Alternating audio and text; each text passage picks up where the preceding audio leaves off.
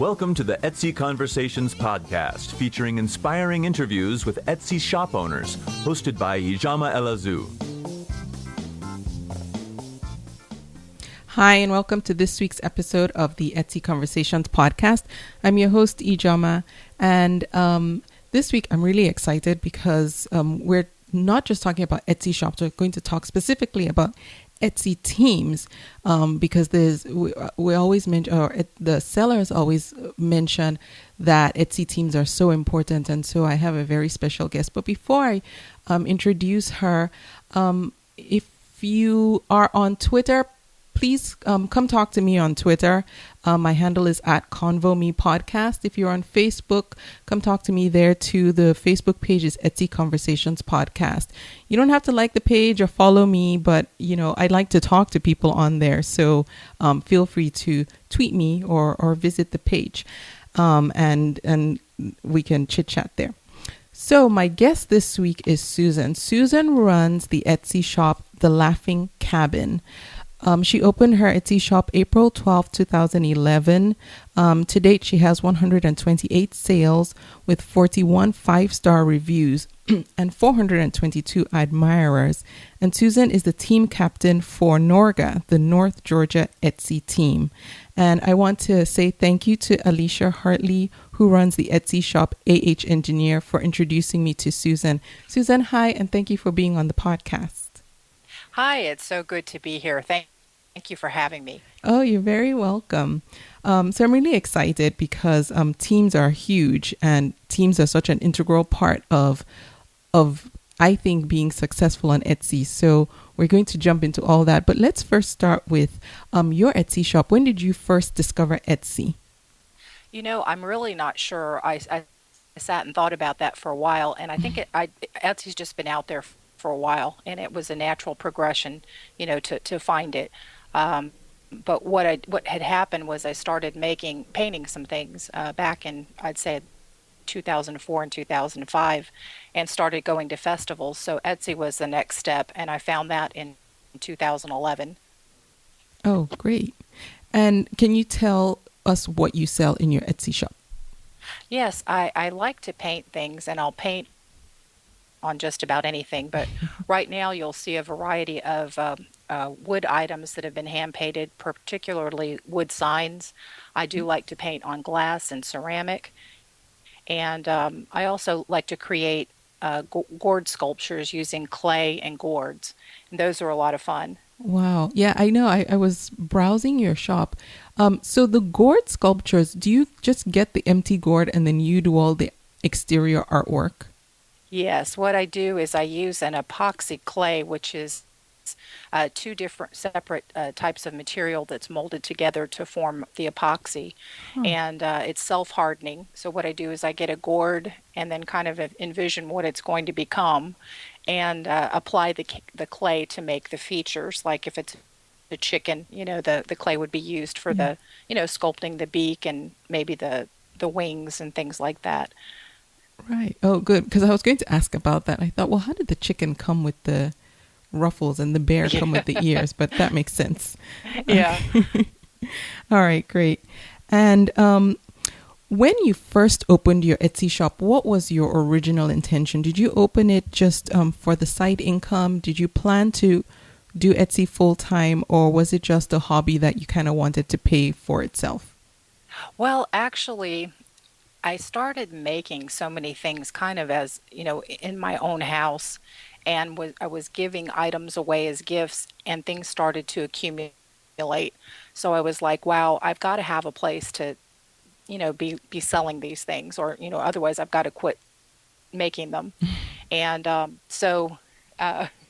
anyway, so I've lost my train of thought. What was the question again? What your original goal and intention was when you opened your Etsy shop? Yeah. Yeah. So when I opened it, I opened it really just to have a place to put these things. And the mistake I made, which it's kind of goes back to your question, that a lot of people do, when I opened my Etsy shop, I really assumed that Etsy was going to sell for me.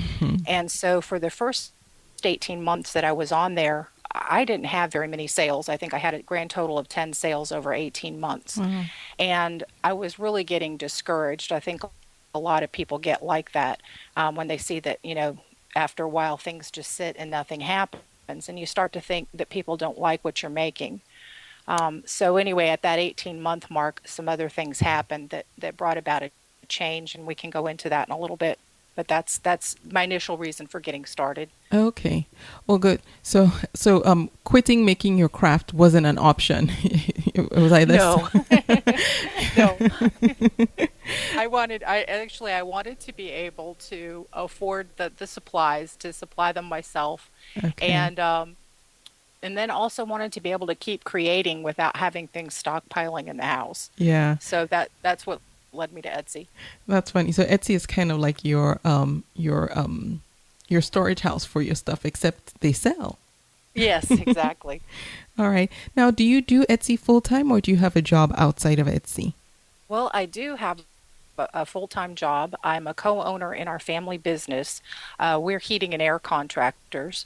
Nice. And the wonderful way, because we live in the northern part of Georgia, where you work is very, there's a lot of flexibility. You don't have to work in a building.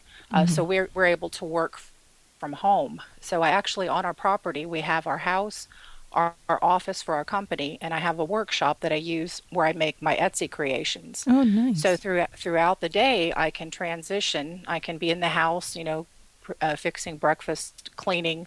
Then I move out into the office and take care of the office things to get our crew, ready for the day's schedule. And then I can transition out into the workshop and do a little bit of creating. So I have the best of all worlds right here. Yeah. And this also having this flexibility, I'm near a computer all day long, so that helps me with as far as team captain management.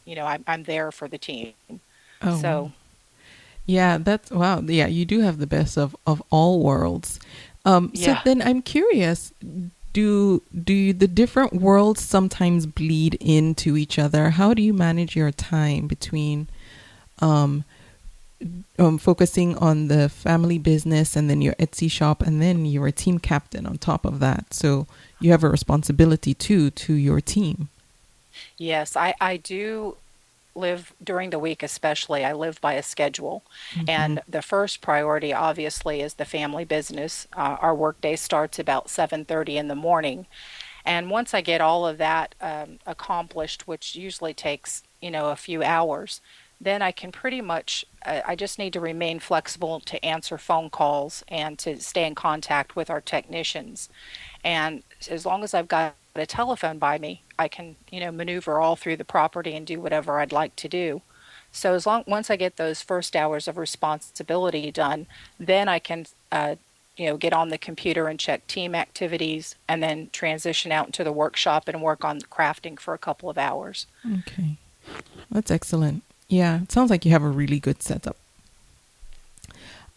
Is your Etsy shop profitable?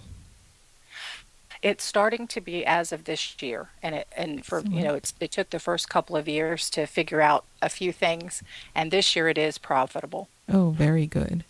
Now, when you're creating a new item, what inspires you? Oh, a bunch of things. For one, I love words and I love sayings. So, and I have a really funny sense of humor. I know it's not coming across on this interview, but I do. So when I see something funny or that something really, or something colorful, it will inspire me to create a sign. And then, such as with the gourds, I do have that sense of humor that comes through in the gourds, like with the funny looking chickens and stuff. Uh-huh. And so it's that my sense of humor really is what leads and then gets me into all kinds of creative fun. That's how I call it.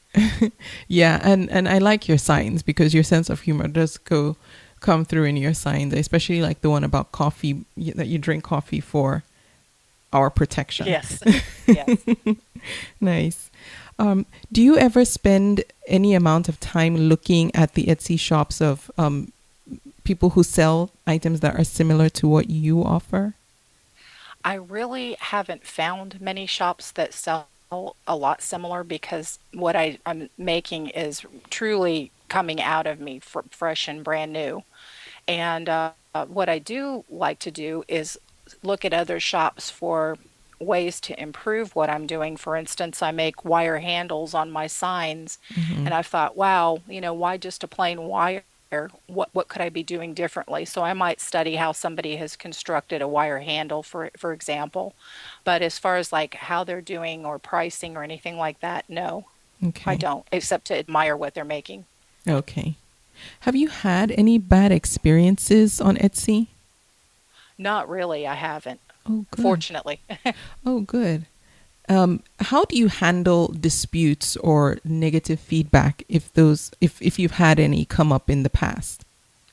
I have not had any negative feedback or disputes. I have had someone dissatisfied with a sign, Hmm. and and the reason she was dissatisfied wasn't the looks of it, but was using it for putting it outside, and the signs weren't intended for that, and it became damaged. And Oh, what I did was I made a new sign for her at no cost because it was more important to me that she enjoy her sign okay. than, to haggle over who should pay what.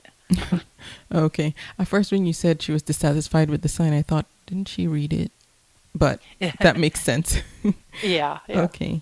Would you say that selling on Etsy has changed your life in any way?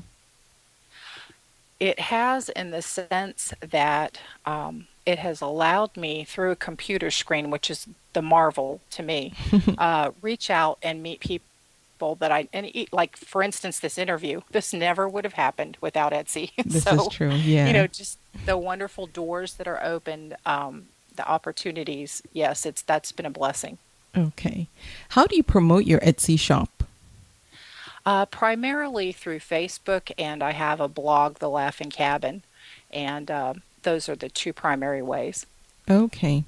And have you found that social media is really important to helping your Etsy shop grow and be successful? I'm finding that it is for my own shop. I'm also finding that it's important when you're running a team that the team has those social network sites in place too. Oh, really? Yes. For the team or that the individual team members have them in place? Both, because Mm. yeah, and I do want to move into that topic where Let's do it. teams concerned. Yeah. Yes, and what with a team, it's important. What I've learned is that there are streams of traffic coming into any Etsy shop, and a team's function really, the teams that are focused on promoting, I believe their role is to set up extra streams of traffic that will, channel new customers into each shop. And one way to do that is to brand a team. And that's what we've done. Even though we're the North Georgia Etsy team, our team brand is North Georgia Made. We've created a blog and Facebook, Twitter, and Pinterest pages Wow. with the North Georgia Made brand. And what that does is that attracts people who are looking for North Georgia items. It funnels them into the blog and the social networks, and then our team members, the ones who have social networking accounts, they will link up to the North Georgia Made sites, where they can where and we do the same. The North Georgia Made sites do the same. We link up to them, so that it's a mutual link, Mm-hmm. so that anytime they're posting from their pages and it's relevant to the North Georgia Made followers, we can then just, forward and share. And that's how we link up and, form a stronger network, so that we're not just reaching our own followers, but we're reaching beyond our own team members, in other words, to find new customers. Wow. That's brilliant. Wow. I'm so impressed. So, Well, go ahead. Yeah. oh, no, no, go ahead. You go ahead. Well, no, what I was going to say is that's something that I stumbled on, and I really have to give a shout out here to the old farmhouse gathering team. I'm also a member of that team, and I'm just a member. I don't have any leadership capacity, but through them, I learned how important organization and structure within a team is. Hmm. I think for anyone out there that a team captain, a team leader, or is considering starting a team, they may want to take the time to study other successful teams Mm. and other active teams just to see how it is they structure themselves. And through doing that and observing other teams, that's where I realized, wow, this is what these other people are doing to create these extra streams into their shops. Wow. So, Oh, wow. And you said that was the old farmhouse gathering team? yes. Okay. All right. So while we're on teams, one of the things I I want to talk to you about a lot of things with regard to teams, because I know that a good portion of people who listen to the podcast are fairly new to Etsy and to selling on Etsy. And so I wanted us to just take it from the ground up, because a lot of sellers talk about how integral belonging to an Etsy team is, and how much it's helped them. So first of all, for someone who doesn't know, how does an Etsy team work? Okay. What an Etsy team, how it works is that first of all, you can go through a list that Etsy provides of all the teams that are available to you as an Etsy seller. And you would browse through and try to find the ones that would make most sense for either your geographical location or the type of item that you're creating, or even common interests. And you would select a team, and then you would apply to that team.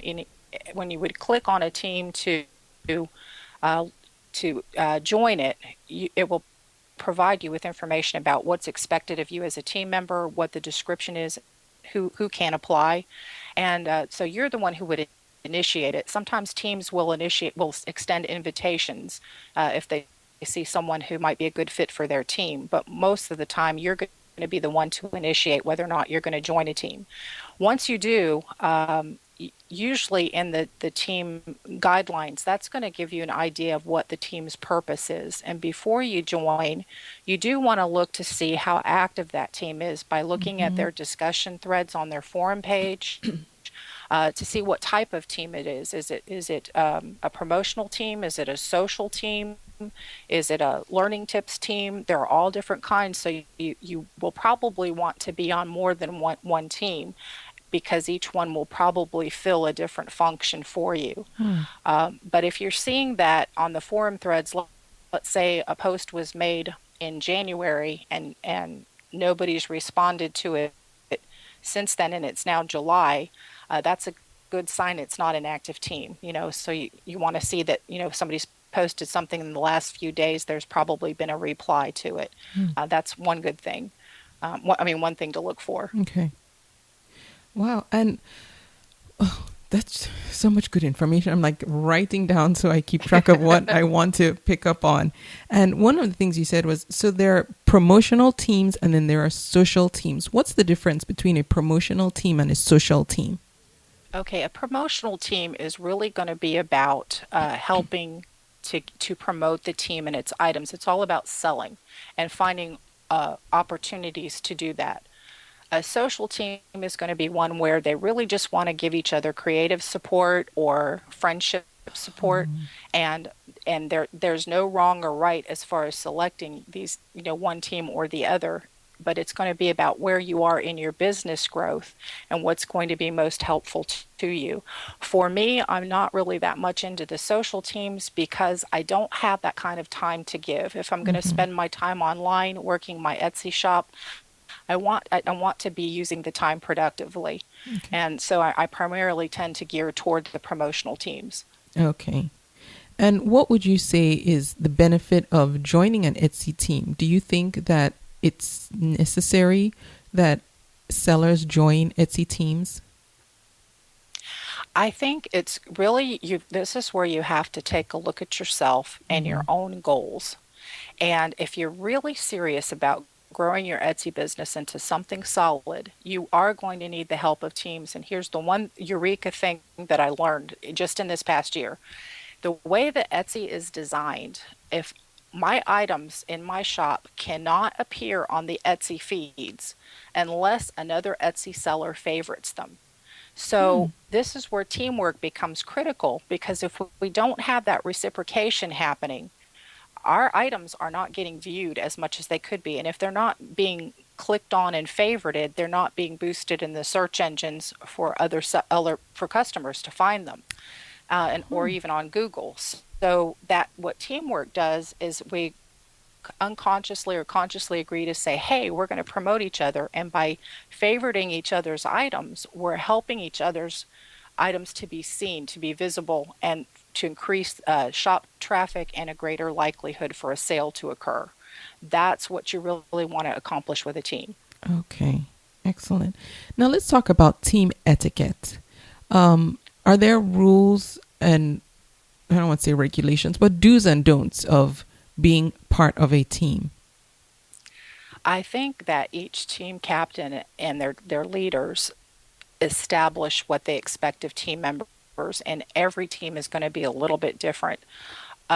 What you don't want to do is basically, if you're following Etsy's etiquette rules, you're going to be in compliance on any team. In other words, you don't want to use your time on a team on the discussion threads in particular. You don't want to gossip, bash other sellers, and really that doesn't occur on our team, so that's not even an issue. And anything that you share, be constructive. Obviously, you don't want to share personal information. Yeah. And I learned a lesson. This is kind of a funny story, but in the beginning, when I was first a team captain, someone had shared some information about a team member that was not well, and I thought, oh wow, we've got to rally around this team member and help. And I, just jumped in there and later found out that the information wasn't true. Oh, So great. this is where, you got to, yeah, kind of investigate things like that. But that was fun. Okay. Now, if one decides they don't want to belong to a team anymore, do you suggest that they just leave? Is there some type of process they should go through to bow out gracefully? What are your thoughts on that? The team members who have sent notifications that they needed to leave, they handle them wonderfully. And most of the time, the people leave because they're leaving the area. One of our team requirements is that they have to live within our region. And we have had some team members move away. And when they give enough notice, we'll give them a send off, Oh, a just something, either on the discussion thread or our Facebook page, nice. we're going to miss them, Yeah. So, Now, how big is the North Georgia team? well, in numbers of members, we have 140 plus right now. Wow. And in terms of territory, our territory is any point at Atlanta and north within the state of Georgia. So we are a widespread team. Wow, that's impressive. Now, would you advise other people to start teams? And actually, okay, let me break that up into two questions. Would you advise someone who's thinking about starting a team to go ahead and do so? And how do they go about picking defining what their team is going to be about? I would definitely advise anyone who wants to form a team to do so. As far as you do, this is another thing you have to analyze what it is you're going to be about as a team, and if there's going to be enough interest for the type of team that you're creating. Sometimes you get into these side niches, and you're only going to get just a limited amount of people who would be interested in what you're doing. You can broaden it to include a territory or a category of items, and then you'll probably get more people interested in joining. As far as being a team captain or a team leader on a team that you create, you're going to get some publicity from that without even trying. So in terms of a strategy for building your own business, it is a good idea to think about forming a team, but it does come with a lot of hard work. So if you're not going to be committed to your team and not going to have the time for it, it may not be the time for you to start a team. Okay. And how does one go about getting people to join a team or getting your team on people's radar? I think I didn't start this team, the North Georgia Etsy team. I didn't start it from scratch, so I don't know how they got their members initially. Hmm. I do know that once a team is formed, it goes up on Etsy's list of teams where people can find you. Okay. Um, and I think they alphabetize those or list them by, you can do a search by region. But then you can also have the capability as a team captain to invite people. So if I were to start a new team, I would go to shops that would be a good fit for what I have in mind for the team and invite Okay. them to join. And that, Okay. that would be how I would do it. Okay. What advice would you give to current Etsy team captains? I can't because each team is It's different different. and each Okay. team captain is going to have his or her own, what I can say is if you're on a team that is languishing, and I do hear this a lot, I hear from team captains who started a team, they can't get their team members to participate. Mm-hmm. Um, I would just take them right back to the Etsy Team Captain Handbook, tell them to read that, grab onto it, and make the changes. Don't be afraid to own team captainship, Mm-hmm. Don't be afraid to lead people, even if a lot of people drop off or a few people, whatever. Don't be afraid of that, to leave in a direction, but to know your direction. Okay. Um, yeah. Wow. Um, um, you said something and I had what I thought was a good question, which I can't remember now. Um, but yeah, that's great advice. So do you know if teams have just shut down because they were just languishing and no one was just involved? Yes, I Okay. know that that does happen. I belong to I'm on one of the team's four team captains, and Okay. you do hear cries for help from team captains, and occasionally you'll see cries for help from team members, and yeah, you do. It's unfortunate, Oh. but this is where when if you're on a team, and this is something that doesn't make sense to me sometimes, even when I'm having to filter members for our team, is people will join with no intention of participating. This is what causes a team to struggle.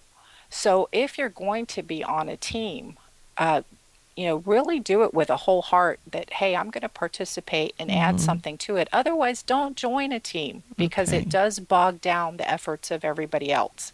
Oh, And okay. that's not meant, that's not said to be arbitrary or mean. It's just the facts of it. Yeah. So, Okay. That's good advice.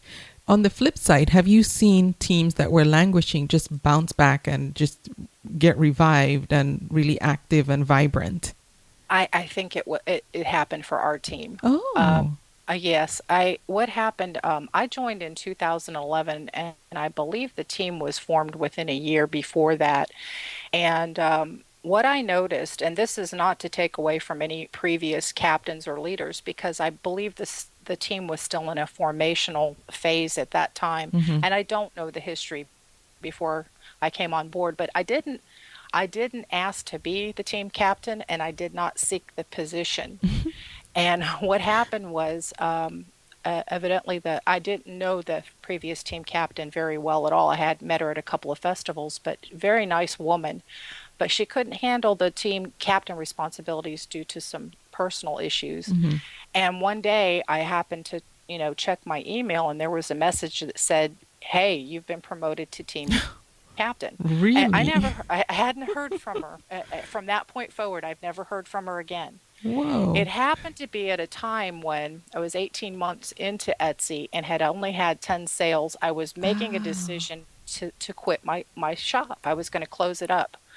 And when this happened, I had to have, this moment of reckoning where I was like, wow, here are all the, and at that time the team had 230 members Mm. and it was very inactive.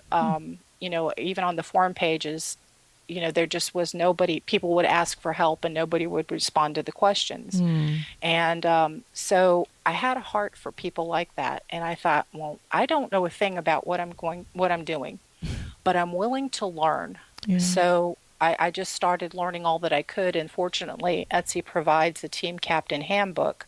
And I, got into that and decided, okay, I can do this. I'll just start with the basics. Yeah. And so and what the result was, we did go through the first year.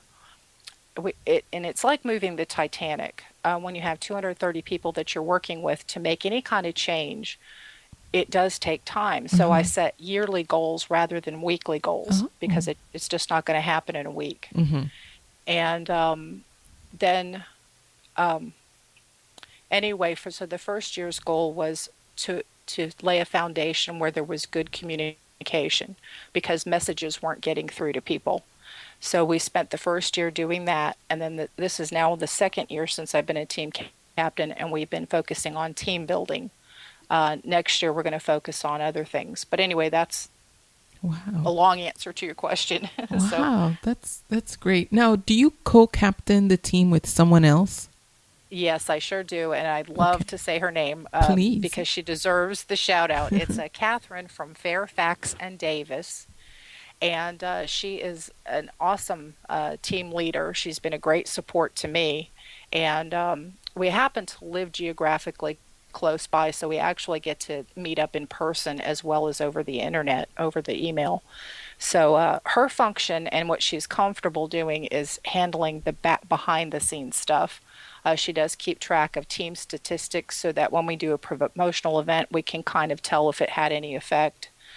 She's a good resource person. So she likes to uncover new tips and techniques that might be helpful to team members. Oh. So I really do appreciate her. Oh, great. And that's Catherine from the Etsy shop Fairfax and Davis. That's correct. Okay. And I'm going to have links to everything that we're talking about. So your shop, the Etsy team, and I'll include a link to Catherine's shop as well.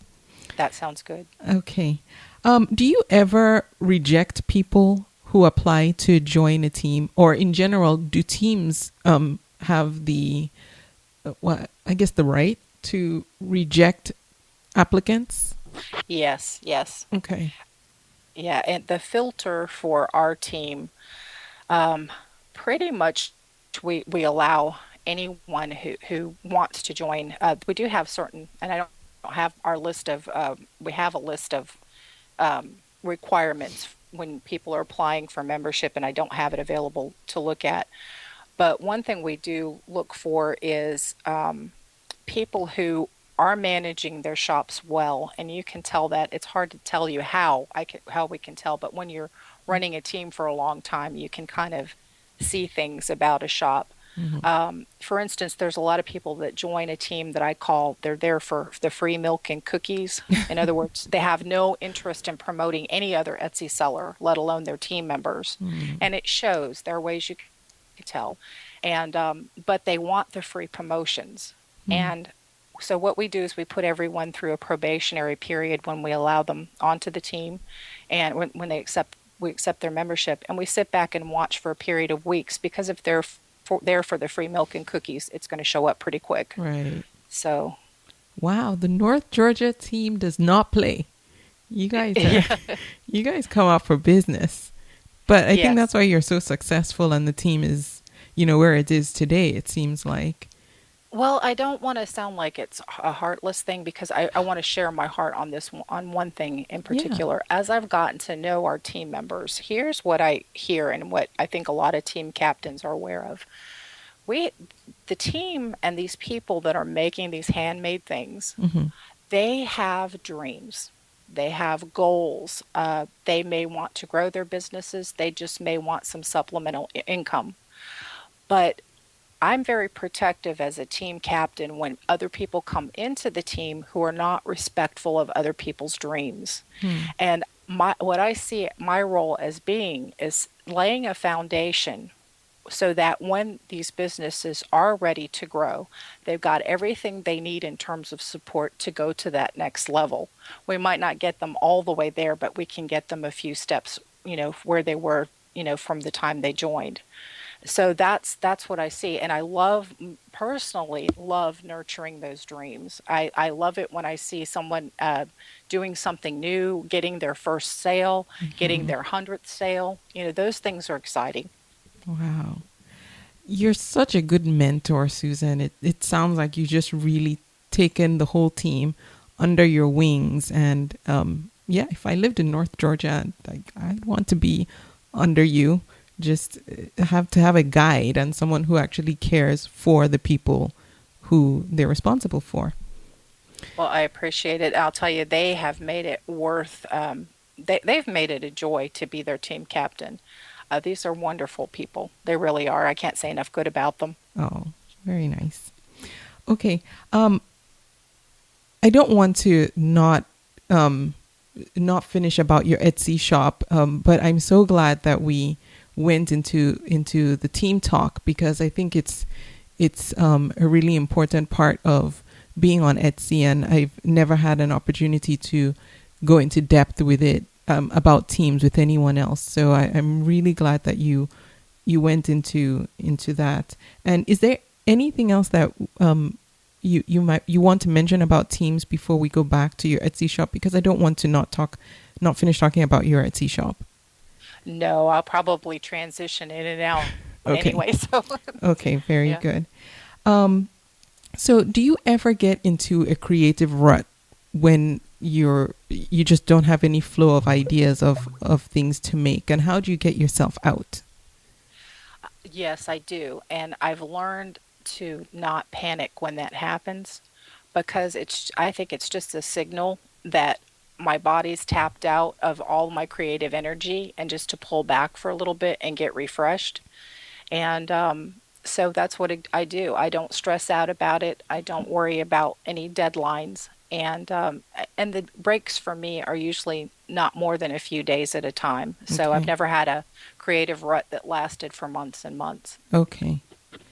What are some of the things that you did to set yourself up to be successful, both as an Etsy seller and with your team? I don't think that I did anything consciously, Okay. except that I do believe in establishing a brand for your Etsy shop as well as for a team, and to define what that is for yourself, or in this case for team members too, and to stay true to that brand, and also to seek to do things with excellence. Okay. All right. What's one lesson you learned from selling on Etsy that you learned the hard way? Yes, learning how to package things for shipment. Oh yeah. Because the first few months yes, I had some squashed packages Oh no. arrive. So yeah, because you don't think about it if you're not an online seller. You don't think about the care that you need to take with your packaging, and that was a learning curve for me. So Yeah. Well, did you was it easy for you to fulfill international orders? I've only had two or three international orders, and they have been relatively easy. Okay. So I didn't have any problem with them. Okay. Now, if you had a choice, what new feature or features would you like to see implemented on Etsy? I that's a twofold question. For my shop, I Okay. don't have any features that I'd like to see. There are some features that I'd like to see from a team captain's perspective, such as a means of allowing us to communicate with the entire team from within the discussion thread. In other words, if I Hmm. there's no way currently right now for team captains to contact and send out a message that will appear in everyone's Convo box, for instance. Hmm. So I have to rely on team members, and so do other team captains. We have to rely on them to that they're checking the discussion threads to get the important messages. Okay. All right. And what's one piece of advice you would give to someone who is considering selling on Etsy? They're on the fence. They haven't decided whether or not it's exactly right for them. How would you advise this person? Well, for I would say, the way I view Etsy and the way it's unfolded for me is that been an adventure. Mm. And if nothing else, just by putting yourself out there and allowing the adventure to unfold, it's going to be amazing. Yeah. So that I promise. So, Okay. All right. And then for now, you've been on Etsy for just over 3 years now. What advice do you have for people who are already selling on Etsy and maybe feeling a little bit discouraged right now? there are some things that people do need to learn. One thing is, when I started Etsy, I assumed that if I listed my items, Etsy was going to do all the selling for me. Hmm. And so the first thing is to understand that Etsy is just a tool, but you've got to learn to work it. And that means to go in, get the Etsy Seller's Handbook, start learning as much as you can. It doesn't have to be time consuming. The learning part is, the Hmm. action part does not take a lot of time. Okay. And uh, anyways, now I've lost my train of thought again too. So So, get the Etsy Seller Handbook and read it, and mhm. and basically just work your way through it. Yes, That's yes. okay. All right. And I just have one last question for you. What's one thing you would say that you're doing now that's working really well for you? For me, I'm finding that the Facebook and I have a blog, and those two things seem to be doing a lot to bring traffic into my shop because I can, monitor that through shop statistics. And really, this first year, that's when I'm starting to see the fruit of some work of setting those things up. Oh, great. Susan, thank you so much for being my guest on the podcast. Thank you for sharing all the valuable information that you did. I think it was very beneficial. I know it's going to help a lot of people, and I really appreciate you taking the time out to spend talking about it. Well, I appreciate this opportunity very much so. You're welcome. Now, what's the best way people can reach you if they want to reach you? They can find me through my blog or my Etsy shop. The blog is thelaughingcabin.com. Okay. And of course, the Etsy shop is the same name, The Laughing Cabin. There goes the branding. Very nice. Yeah, thank you. You're welcome.